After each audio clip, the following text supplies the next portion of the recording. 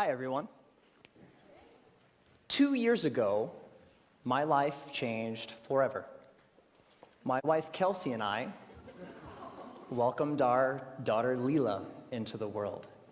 Now, becoming a parent is an amazing, amazing experience. Your whole world changes overnight, and all of your priorities change immediately, so fast that it makes it really difficult to process sometimes. Now, you also have to learn a tremendous amount about being a parent, like, for example, how to dress your child. This was new to me. This is an actual outfit. I thought this was a good idea. And even Leela knows that it's not a good idea.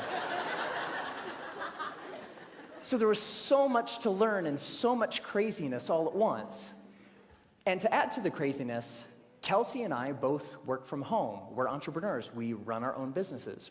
So Kelsey develops courses online for yoga teachers. I'm an author. And so I'm working from home. Kelsey's working from home. We have an infant, and we're trying to make sure that everything gets done that needs done. And life is really, really, really busy. And a couple weeks into this amazing experience, when the sleep deprivation really kicked in, like around week 8, I had this thought, and it was the same thought that parents across the ages, internationally, everybody has had this thought, which is, I am never going to have free time ever again. And somebody said it's true. Yeah, it's not exactly true, but it feels really, really true in that moment. And this was really disconcerting to me, because one of the things that I enjoy more than anything else is learning new things. Getting curious about something and diving in and fiddling around and learning through trial and error and eventually becoming pretty good at something. And without this free time, I didn't know how I was ever going to do that ever again. And so I'm a big geek. I want to keep learning things. I want to keep growing. And so what I decided to do was go to the library and go to the bookstore and look at what research says about how we learn and how we learn quickly. And I read a bunch of books, I read a bunch of websites, and trying to answer this question: how long does it take to acquire a new skill? You know what I found? 10,000 hours. Anybody ever heard this? 10,000. It takes 10,000 hours. If you want to learn something new, if you want to be good at it, it's going to take 10,000 hours to get there. And I read this in book after book and website after website, and my mental experience of reading all of this stuff was like, no! I don't have time. I don't have 10,000 hours. I am never going to be able to learn anything new ever again.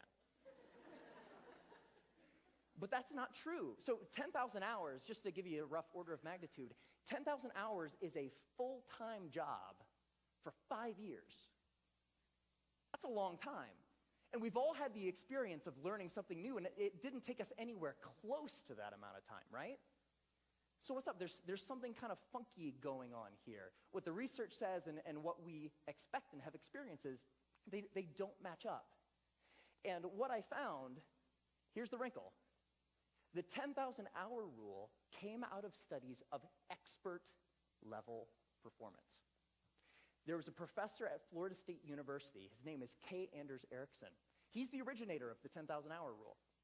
And where that came from is he studied professional athletes, world-class musicians, chess grandmasters, all of these ultra-competitive folks in ultra-high-performing fields, and he tried to figure out how long does it take to get to the top of those kinds of fields.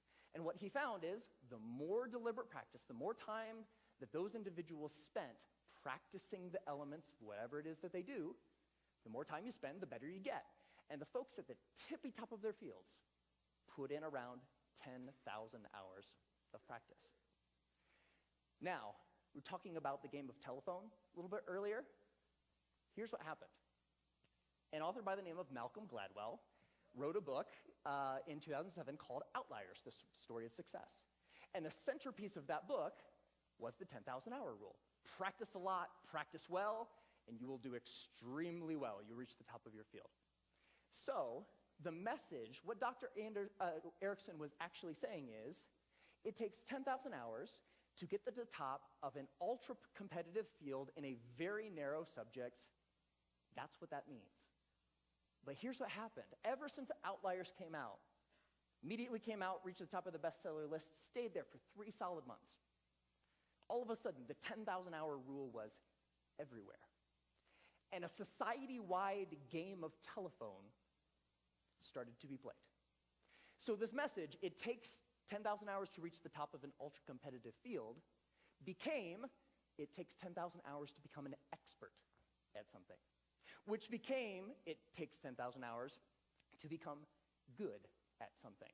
Which became, it takes 10,000 hours to learn something.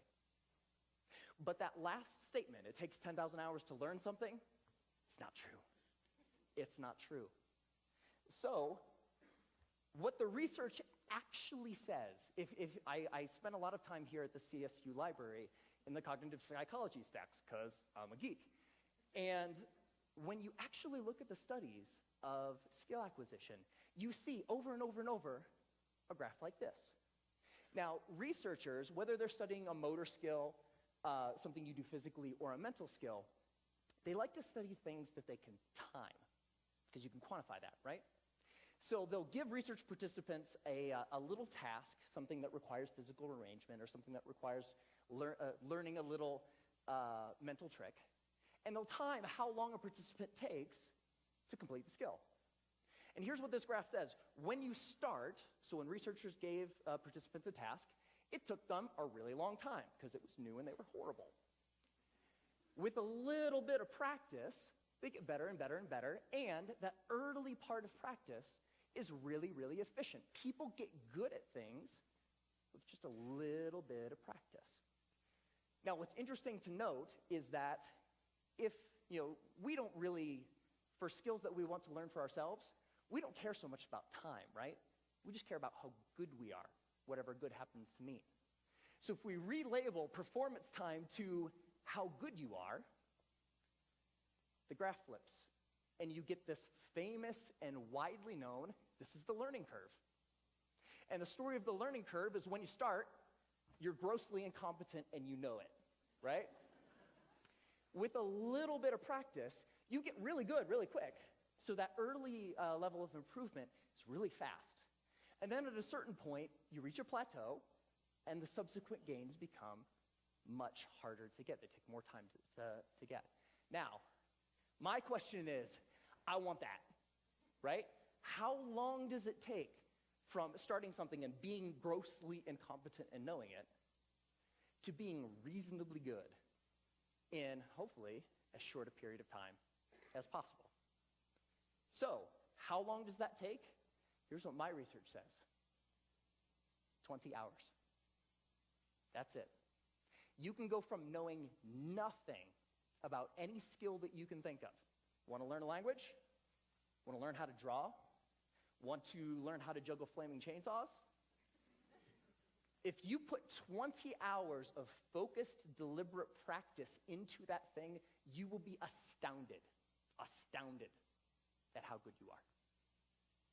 20 hours is doable. That's about 45 minutes a day for about a month, even skipping a couple days here and there. 20 hours isn't that hard to accumulate. Now, there's a method to doing this, because it's not like you can just start fiddling around for about 20 hours and expect these massive improvements. There's a way to practice intelligently. There's a way to practice efficiently that will make sure that you invest those 20 hours in the most effective way that you possibly can. And here's the method. It applies to anything. The first is to deconstruct the skill. Decide exactly what you want to be able to do when you're done, and then look into the skill and break it down into smaller and smaller pieces. Most of the things that we think of as skills are actually big bundles of skills that require all sorts of different things. The more you can break apart the skill, the more you're able to decide what are the parts of this skill that will actually help me get to what I want, and then you can practice those first.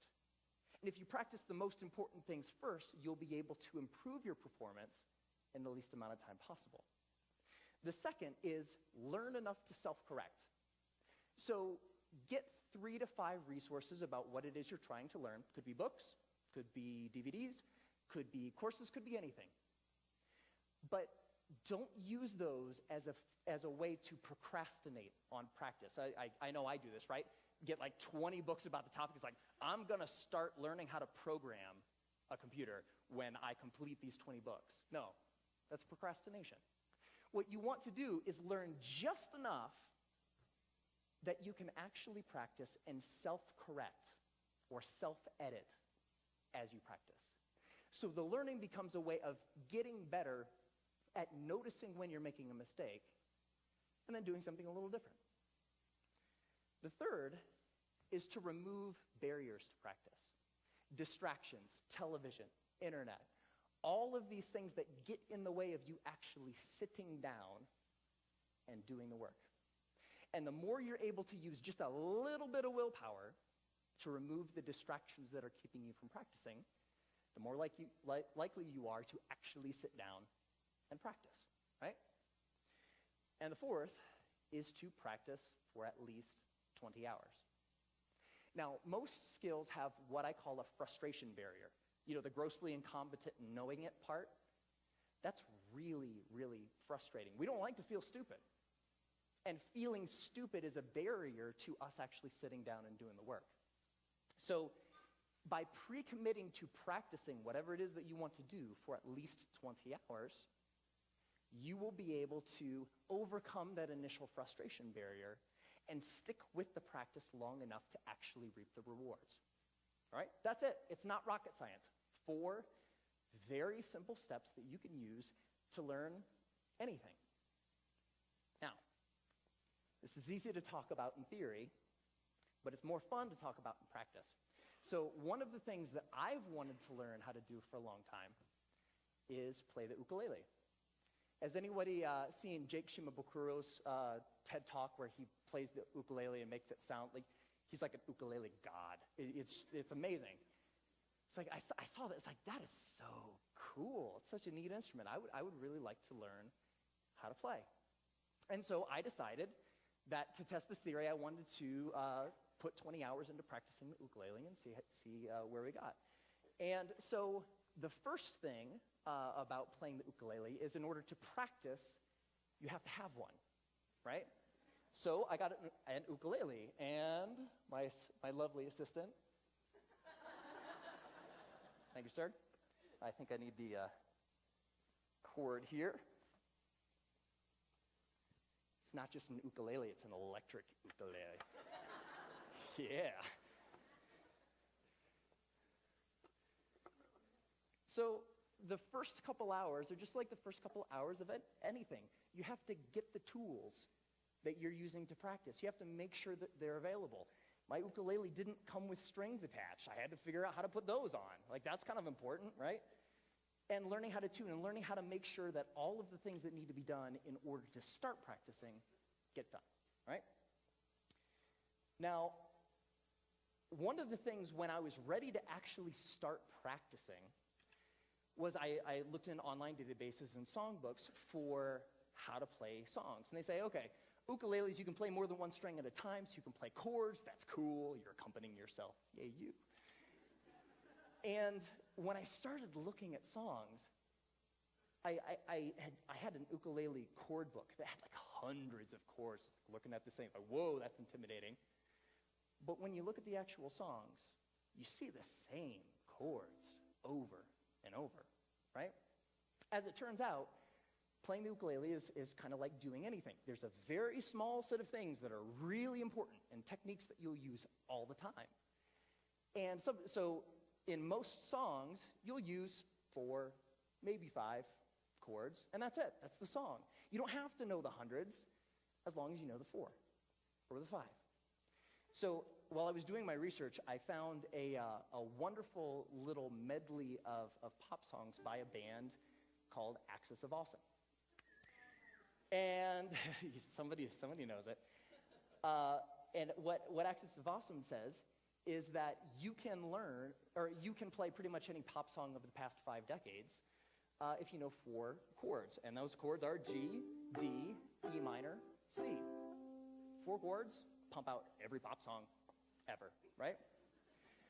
So I thought, this is cool. I would like to play every pop song ever. So that was the first song I decided to learn. And I would like to actually share it with you. Ready? All right.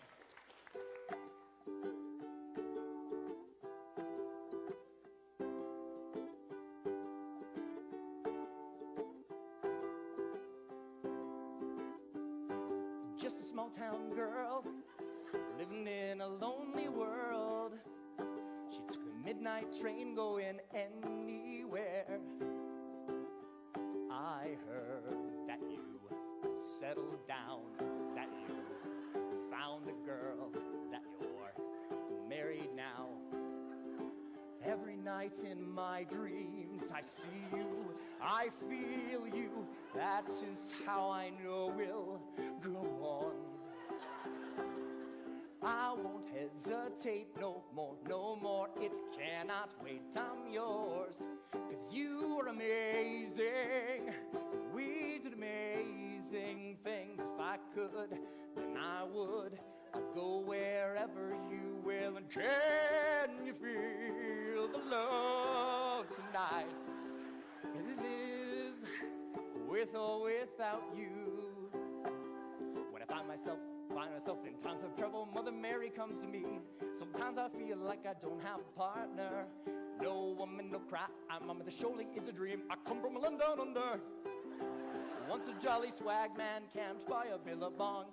Hey, I just met you, and this is crazy, but here's my number, so call me. Hey, sexy lady, whoop, whoop, whoop, whoop, whoop 'em Gangnam Style. Time to say goodbye. Closing time. Every new beginning comes from some other beginning's end.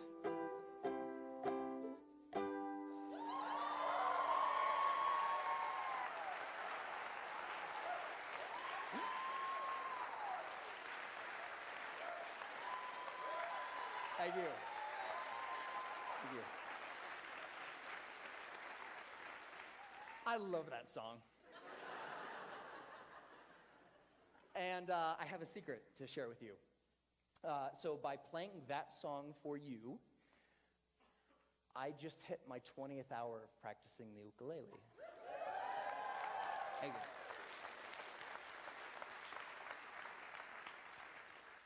And so it's amazing, pretty much anything that you can think of. What do you want to do? The major barrier to learning something new is not intellectual. It's not the process of you learning a bunch of little tips or tricks or things. The major barrier is emotional. We're scared. Feeling stupid doesn't feel good. In the beginning of learning anything new, you feel really stupid. So the major barrier is not intellectual, it's emotional. But put 20 hours into anything. Doesn't matter. What do you want to learn? Do you want to learn language? Do you want to learn how to cook? Do you want to learn how to draw? What turns you on? What lights you up? Go out and do that thing. It only takes 20 hours. Have fun.